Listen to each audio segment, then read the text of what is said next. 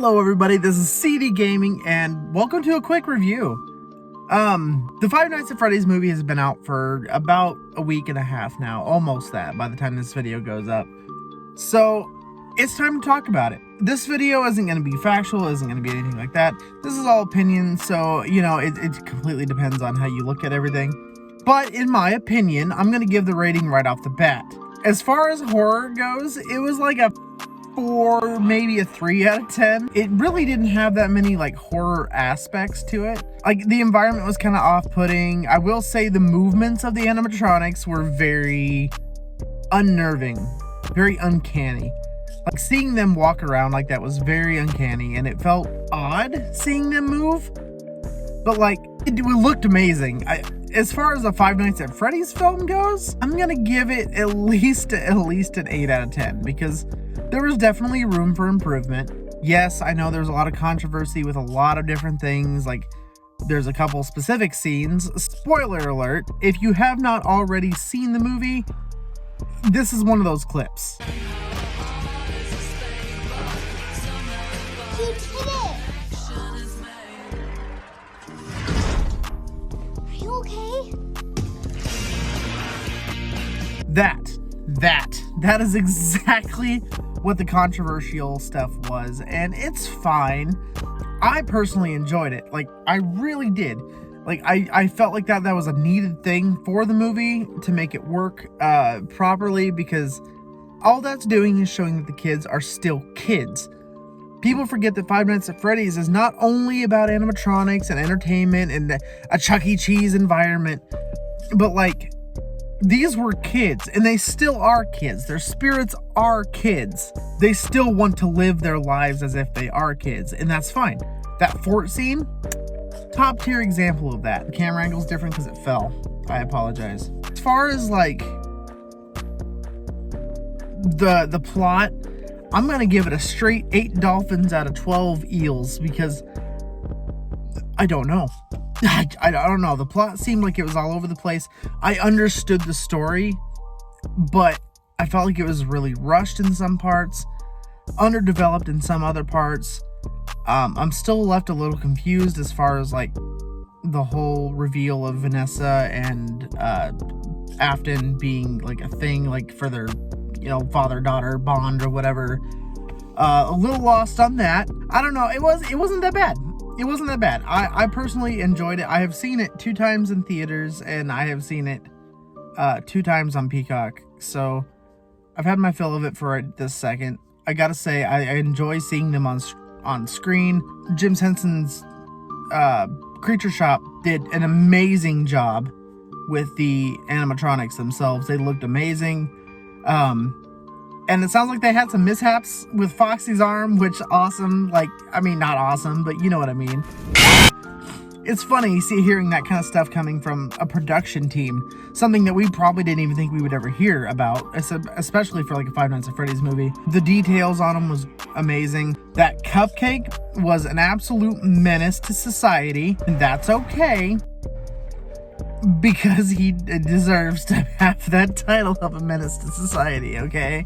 Really brutal scenes came from Cupcake, specifically Cupcake. A couple with Bonnie, for Bonnie being the one that was supposed to be the most violent and aggressive animatronic. I felt like he was underutilized a little bit. I mean, he was still menacing, of course, but the one scene from Bonnie that lives in my head at all times is this one right here.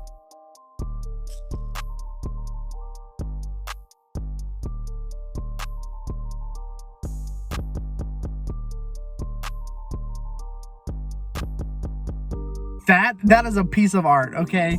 Seeing Bonnie freaking out and doing that, it just makes it top tier. But I know it was supposed to be a horror film, and people are like, oh, it's supposed to be scary, it's supposed to be spooky. I wanted it to be scary too, but now that we have what we have, I'm okay with what we got. It sounds like they've already started production on the second movie, which gives a lot of potential. As far as the PG-13 rating goes on it, fine. I don't care. PG-13 was more than enough to show some dark scenes.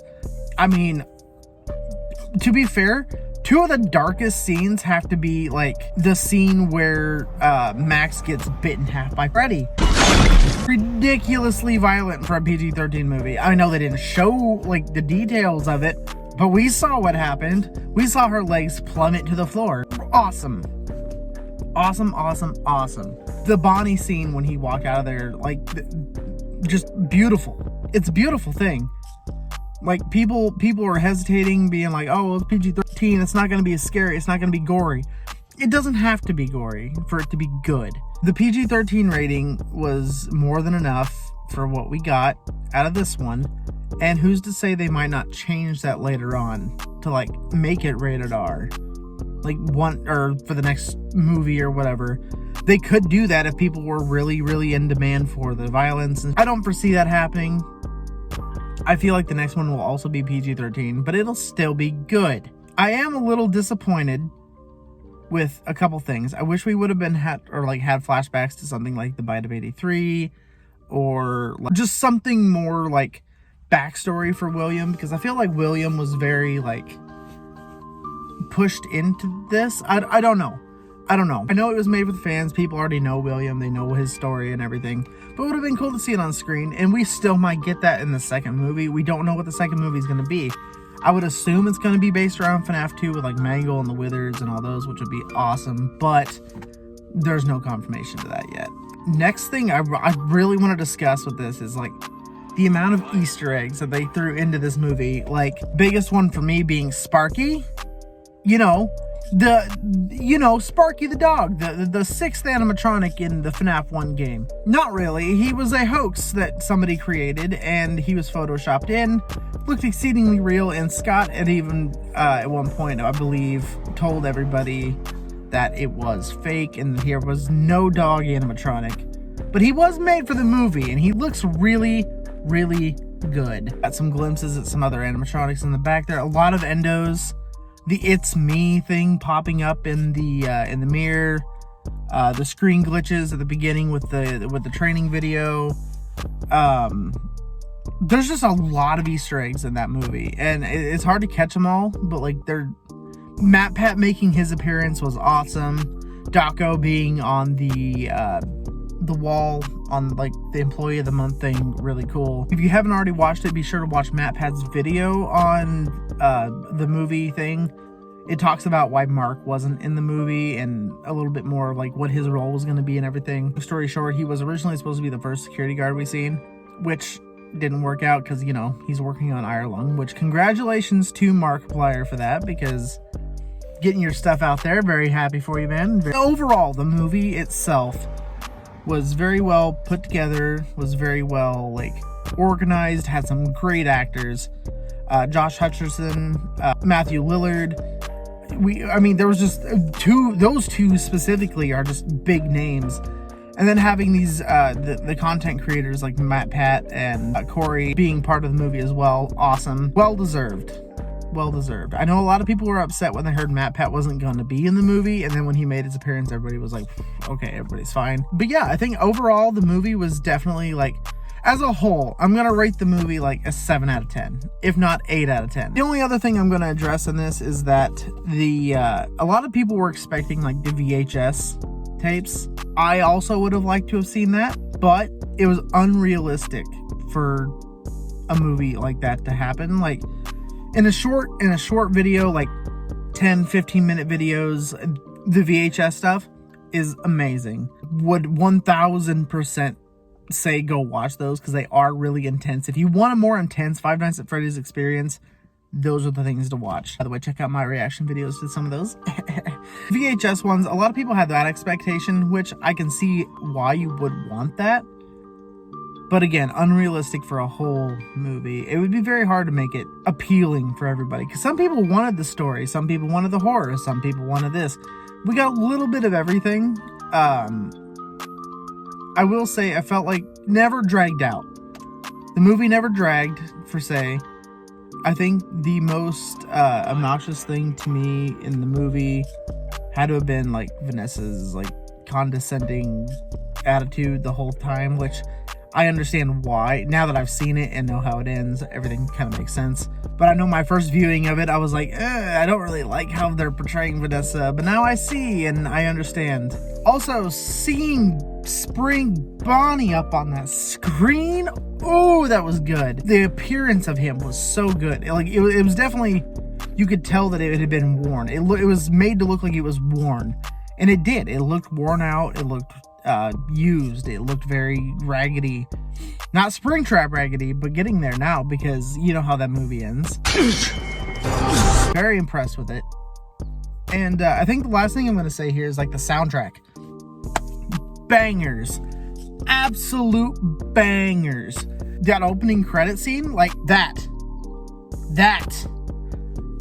Amazing. Also, I've heard things that it's supposed to sound like Tetris, and I kind of hear it very slightly, but I hear it. The end credits with the FNaF song, the Living Tombstones Five Nights at Freddy's song.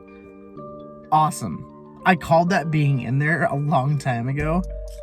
I just didn't know how they were going to incorporate it. I'm glad they did it in the credits, though. The post-credit scenes, if you haven't seen them, I will not spoil those, because that's something you got to experience for yourself. I don't want to ruin that for you. So if you didn't stay through the credits, you're missing out. That really popped out was the music box, the Puppets music box at the end of the credits. Very good. Very, very, very good. I'm hoping and have high hopes that we will get FNaF 2 as Five Nights at Freddy's 2, the movie. And we'll get to see the Withers on screen, which would be amazing, considering they get no love as it is anyway. But, you know how that goes. But, well, I think that's where I'm going to end this review. I just wanted to give a little input on it, because it is good. And if you haven't seen it, would heavily recommend seeing it at least once. Even if you have a couple doubts on it, check it out.